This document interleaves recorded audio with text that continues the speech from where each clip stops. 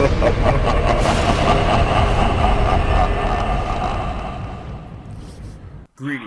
I'm Mr. Gunner 512 with Dark 987, and welcome to another edition of Rip from the Silverscreen. Tonight, me and Dark Knight 987 are going to take you back to 1985.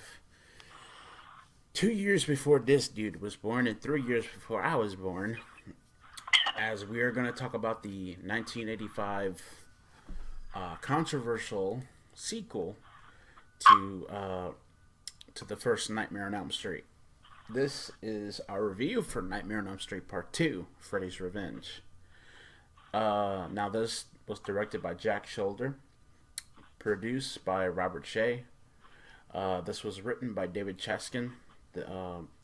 This film stars Mark Patton, Kim Myers, Robert Ressler, Clu Gulager, Hope Lang, and Robert Englund.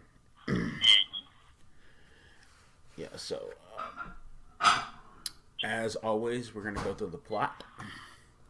We're gonna talk about the plot and all that stuff, and then we're gonna talk about the whole situation with the movie, what we thought about it, and why at that time it was so freaking controversial. So with that in mind, let's get into this. So here we go. 5 years after Freddy Krueger's apparent defeat, the Walshes have moved into the Thompsons' former home.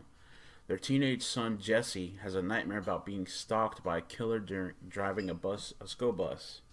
He wakes up and attributes the dream to the unusual heat in the room. Jesse goes to school with his friend Lisa, whom he is interested in romantically, but is too shy to flirt with her. After getting into a fight with a boy named Grady during gym class, Coach Schneider has them stay after class and they become friends.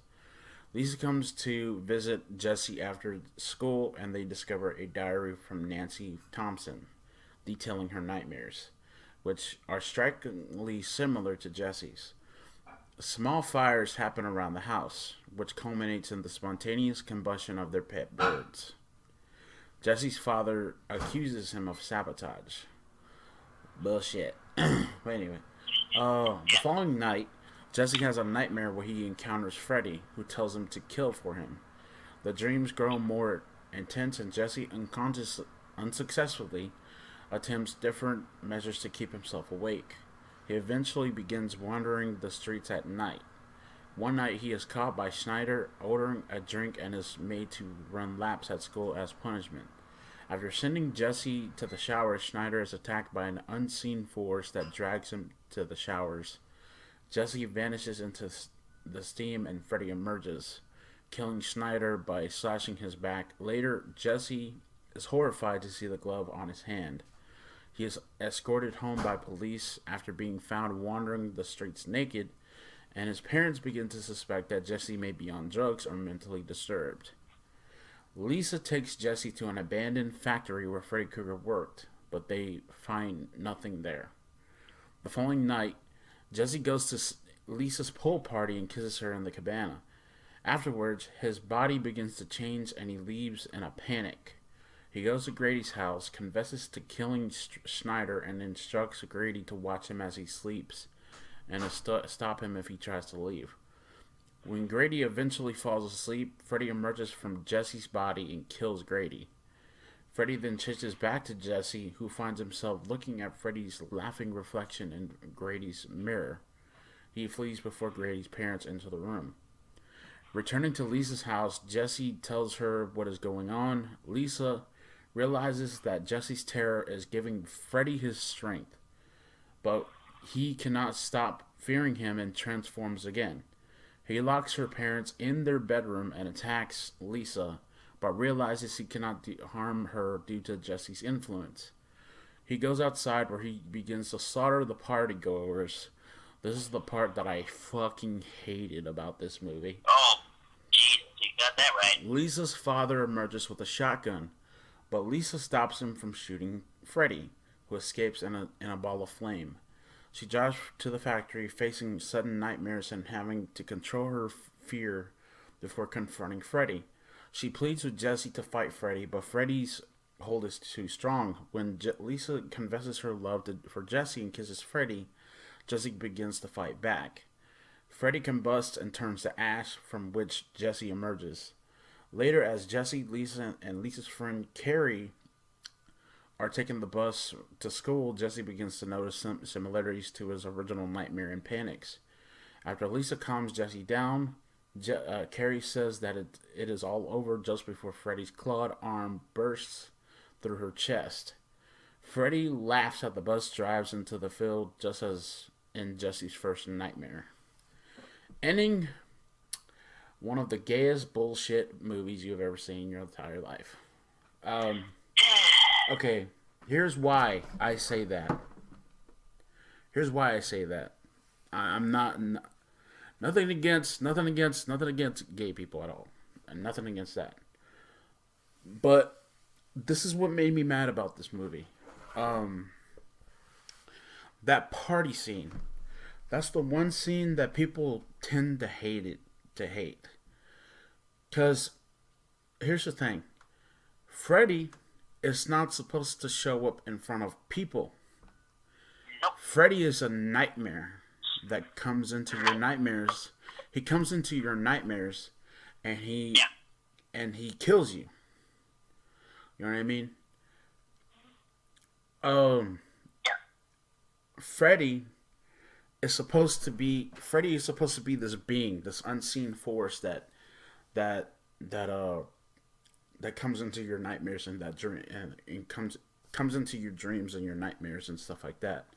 But what pissed me off about this is that Freddy is shown is that they turned Freddy into a pussy.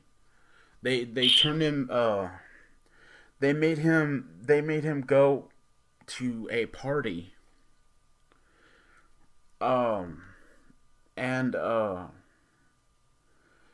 just start wailing on everybody, which is that's not Freddy at all.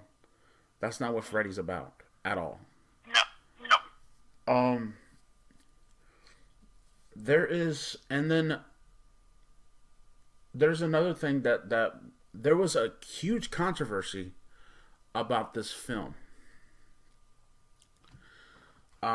that we're gonna get to, and it deals with um, gay tones. It deals with homosexuality. That's what it deals with in this movie. Um, but yeah, that's what the whole situation. Um,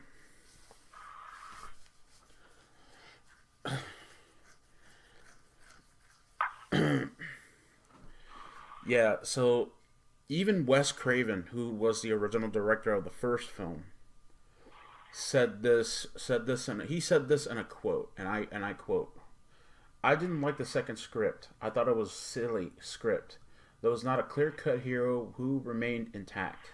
Freddy coming out of the hero really violated the viewer's ability to identify with him. Exactly. I suggested they make the girl across the street the hero. I thought it would have been much wiser to make her the central character. I also thought they brought Freddy too much into the realm of reality and put him in situations where he was diminished. That's exactly how I felt about this as well. You want Freddy to be always threatening and overpowering, but when he's running around swimming pool with a bunch of teenagers who are all bigger than he is, he starts to look really silly. That's exactly how I felt when I watched this movie. That's exactly how I felt when I watched this movie. No offense, but I think I I didn't really like this. I didn't really like this movie all that much. uh, I thought that yes, it was good at times. It was good. There was some good kills at times. There was some good stuff at times, but um, it was also kind of weird. You know what I mean? You kind of Yeah. you kind of see where I'm going with this, dude. Yeah, I got it. I get it. it kind of it was kind of weird seeing Freddy out of his element, putting Yeah, into a situation where you can't come bring him back out of. Um. Uh. I didn't care much about the gay tones in the movie. I didn't care about much about that. But what I cared about, but what the most thing that pissed me off about this movie is what they did with Krueger when they brought him out into reality. When they brought him into reality, and when they had him go nuts on a bunch of teenagers at a swimming party. That's not what Freddy's about. Freddy is the motherfucker that lives in your head. Is the son of a bitch that lives in your head. yeah, Um, but yeah, there was some stuff that um, there was some stuff in this movie that hmm um, that was kind of stupid. I yeah, I thought I kind of wish that they could have done with it a little bit more better with it. yeah, I didn't mind the fact that the main character was gay. I didn't mind that at all. I just oh, think that it was stupid to bring Freddy out of his element, and to put him into a situation where you can't bring him back from. That's yeah, my fucking situation. I didn't mind the gay bullshit. I didn't care about that crap. I don't really care about gay crap. I don't. You want to be that way? That's fine with me. yeah, exactly, exactly. Yeah, that's your prerogative. But I didn't think that I didn't think that I didn't think that this movie was particularly any good. So, but what did you think? What did you think of Nightmare 2, dude? Well, I mean, all what you're saying, and the reason I'm gonna agree with what you're saying is, I mean, I agree with Grim, and the reason is because if you know Nightmare on Elm Street, exactly as he said, Jason, I mean Jason, Freddy, correction, Freddy is his comfort zone, which is in your nightmares. He has, and you've seen the nightmare films where when they have the nightmare, you see this dark area, this red dark area. You know what I mean? It looks so terrifying. That's Freddy's comfort zone, and to bring him out of that, yeah, that's something I did not sit well with that. Neither I did not. I mean, that's what we see Freddy is in your nightmares, and you know what I mean. You wake up in this creepy place where Freddy is stalking you.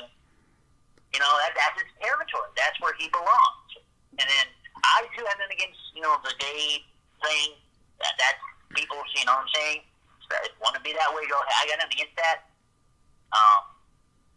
But yeah, that whole thing too with that. Yeah, that really. It You know was what I'm kind. saying? So It seemed weird. It seemed yeah, weird. exactly. The Exactly. whole situation with this movie. Everything. And they said that this movie is the gayest horror movie ever made, which is true because it became a cult classic with gay audiences, with Yeah, the that's what. Yeah, that's what I LGBT meant there. Yeah. with the LGBT community. But I'm not saying that it's No. the only reason why I hate this movie is because of what they did with Freddy. Yeah. That's Yeah. it. That's the whole point. Yeah. As far as everything else goes, I thought it was pretty good. I didn't really like the fact that the guy that there was a usually it's a chick that Freddy goes Yeah. after, For real. but in this Like in the one first it one. was a dude. In this one it's a gay guy, a gay character. Yeah. Um, but yeah, I'm gonna give this movie a 7.5 out of 10. Yeah, that's right. That's fair. Um, I did feel like that they could have done a little bit more better with this movie, Definitely. but I enjoyed it. I enjoyed it. Nevertheless, um, I enjoyed it. Nevertheless, you know what I mean. I have no problem with LGBT bullshit or whatever the hell you want to call it. I have no problem with that at all. I just think that this could have, and I think Wes was right when he said, when he said he did not like the fact that they threw Freddy into reality. Yeah. Freddy is supposed to be a character that lives in your mind, that lives in your head, um, Exactly. and stuff like that. So, Yeah. And those of you who know the Boogeyman DVD, one of the facts that says about Freddy is stalks you in your dreams. Get it? yeah, he lives in your nightmares. Exactly.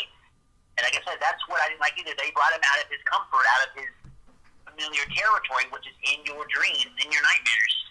And so, yeah, like I said, people can agree we didn't like that at all. For him to be brought into reality rather than what we're used to, come on, really? Yeah, I think this. I have to agree with people when they said this is the gayest movie they have ever seen in their entire life. Because yeah, it is. Of course, It of does course. have that. It does have gay overtones in this movie. He does. I'm not insulting the movie. Again, I'm no, just saying. nothing against I'm that, just no. stating the facts of what I'm seeing here. Of And course. and then not to mention they turned Freddy. They turned Freddy bi. I'm not really. I'm not into that. You know what I mean? Like I'm kind of. I kind of wish that they could have made him better than what he was, than what they actually did with him. So, but I don't know. What do y'all guys think about Nightmare 2? Do you think that this is the worst of the series? Do you think that this is the best of the series? Let me know in the comment section down below. Coming up next, we're gonna do Friday the 13th Part 2, and we got me and Knight have a lot of shit to say about that one. So stay tuned for that and all that. I'm Mr. Gurren 512 with Dark Knight 97, and I'll see you on the afterlife. Peace.